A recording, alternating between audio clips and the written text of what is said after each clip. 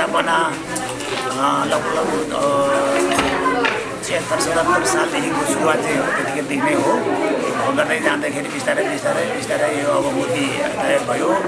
त्यसपछि मूर्तिको चाहिँ अब माथि वर्षे नै अब खेल्ने वर्षे नै आउनु भएर यो मूर्तिको चाहिँ उहाँले प्रतिष्ठा गर्नुभयो र अहिले चाहिँ फेरि उहाँ यो चाहिँ जुन अब काठमाडौँकै अब सम्पूर्ण कुमार गाईको चाहिँ लामाज्यूको चाहिँ अब नेतृत्वमा यो चाहिँ अहिले जुन अब कामहरू भइरहेको छ उहाँ र अनि अर्को हाम्रो नेवार अब के अब उहाँहरू नाम चाहिँ थाहा भएन, उहाँहरू सबैजनाको संयुक्तमा चाहिँ यो अहिले कार्यक्रमहरू चाहिँ यो जुन अहिले यो मूर्ति भयो, त्यसपछि माने खर्लो भयो, त्यसपछि गएर यो अहिले जुन एउटा ठुलो यो चैत्यहरू निर्माण भइरहेको छ। यो अहिले अब त्यसलाई चाहिँ अहिले जुन अब यो माने खर्लोको चाहिँ प्रतिष्ठा गर्नको निमित्त चाहिँ आज यो पूर्णिमाको दिनमा चाहिँ यो प्रतिष्ठा गर्नुपर्छ। यसको चाहिँ एउटा ठुई गरेर चाहिँ यसलाई चाहिँ एउटा राम्रो शुद्ध गराउनुपर्छ भनेर चाहिँ उहाँले चाहिँ जुन अब भन्नुभयो। त्यस कारणले चाहिँ हामी यो अब गाउँको लामाहरू र त्यसपछि गएर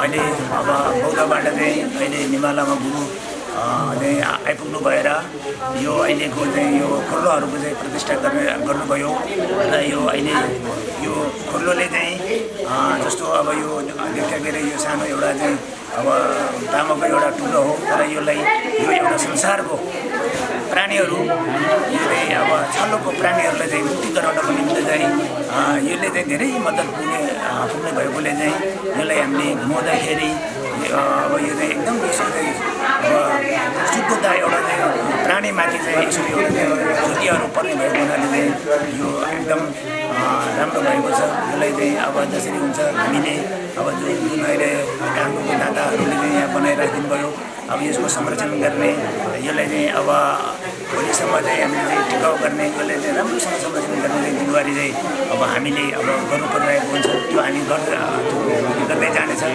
गर्ने पनि छ।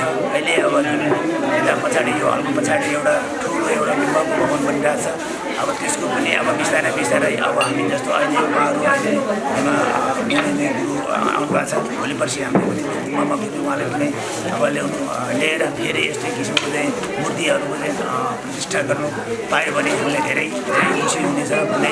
अहिले जस्तो यहाँ जस्तो भजन टोलीहरू उहाँहरू चाहिँ आउनुभयो, उहाँहरूले चाहिँ यो गुम्बाभित्र यस्तो राम्रो भजनहरू चाहिँ बुद्ध सम्बन्धी चाहिँ धेरै अब प्रवचनहरू अब एउटा चाहिँ भजनहरू गराउनु भयो।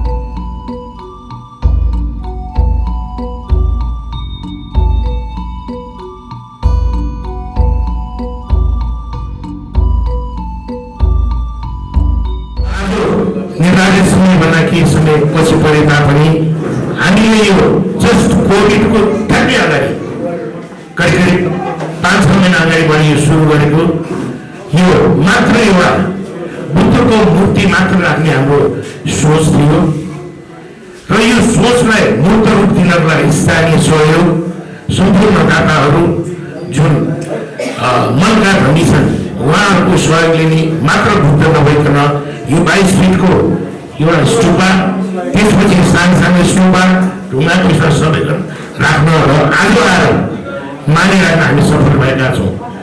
जम्मा 168 वटा चाहिने मानी र यहाँ सानो चिया पानले गर्दाखेरि हामीले 235-40 वटा मानी प्राप्त गर्यौँ। पक्कै पनि यो हाम्रो पोजिटिभ थिङ सोचलाई सहयोग दाताहरूबाट नि भएको यहाँ म अनुरोध गर्न चाहन्छु। त्यसैले स्वागत मन्त्रीको क्रममै म 2वटा कुरा यहाँ राख्न चाहन्छु, जस्तो कि यो ठाउँमा एउटा बुद्धिज्म क्षेत्र, त्यसमाथि मुकामपुर तामाङ र बुद्धिस्टहरूको बाहुल्यता बढी भएको ठाउँ र यो बुद्धको दर्शन भनेको बुद्धलाई हामी भगवानको रूपमा उहाँको जुन सिद्धान्त हामीलाई दिएर गएको छ त्यो सिद्धान्तमा जान सकोस् भन्ने हिसाबले हामीले एउटा ध्यान केन्द्र पनि जति उद्घोषणमा भन्नुभयो।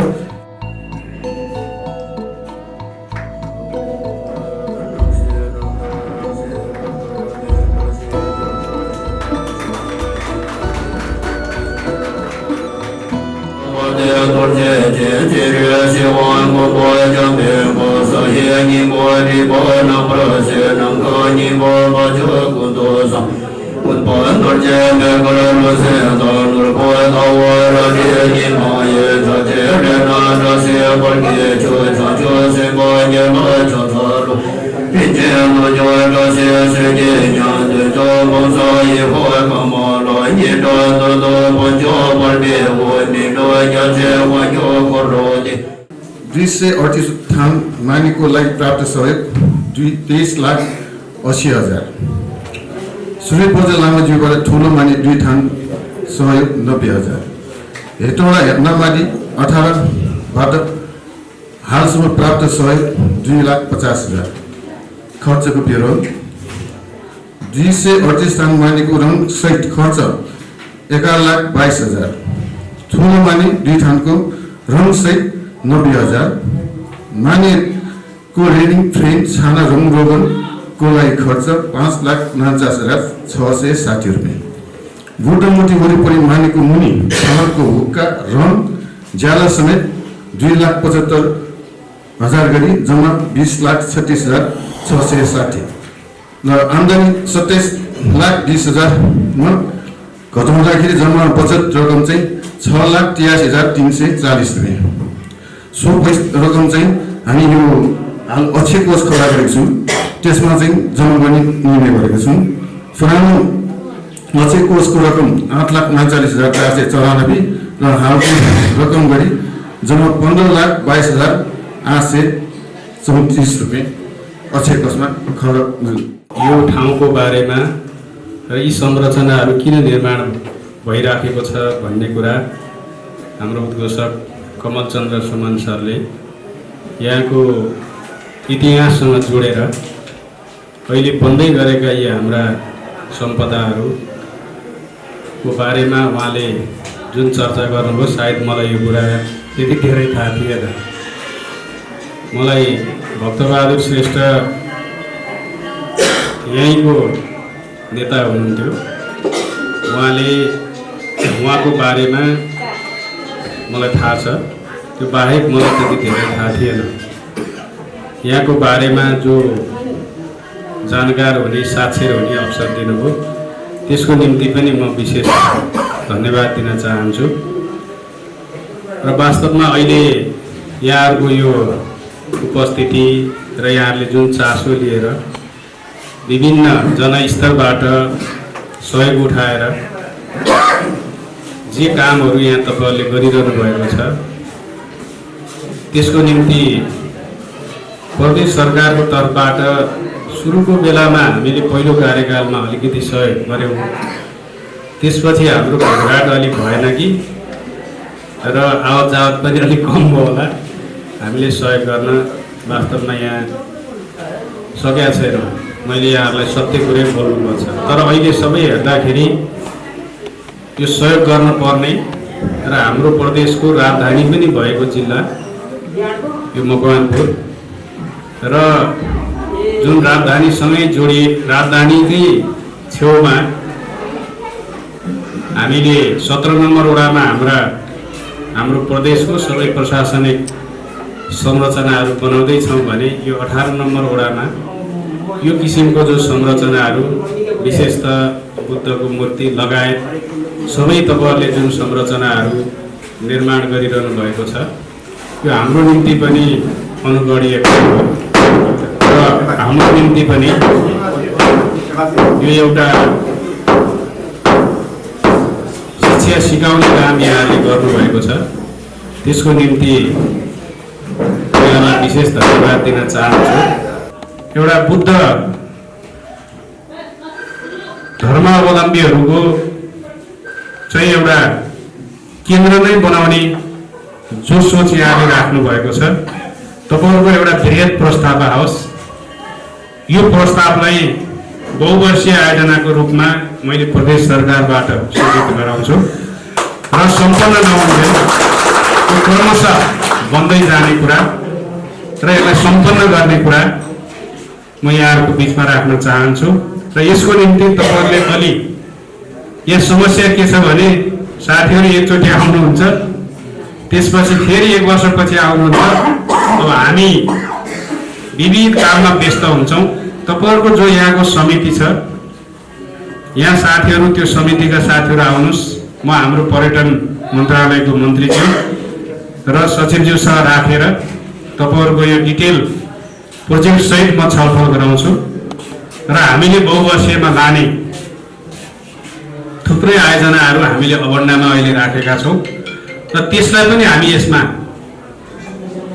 यो पनि त्यसमा समावेश गरेर अगाडि बढाउँला। यहाँहरूले जुन चाहना राख्नु भएको छ, यो विकास यो प्रदेशको विकास हो र यो जनताको समाजको काम हो। त्यसकारणले गर्दाखेरि मिलेर गरौँ। यहाँहरूले अलिकति लागि पर्नुहोस्। मेरो तर्फबाट यहाँहरूलाई पूर्ण रूपमा सहयोग हुनेछ र यो तपाईँहरूले सोचेको संरचना सम्पन्न हुनेछ र सम्पन्न गर्न म सहयोग गर्नेछु। लगभग 6 वर्ष अगाडि मलाई लाग्छ 2074 साल हो जस्तो लाग्छ।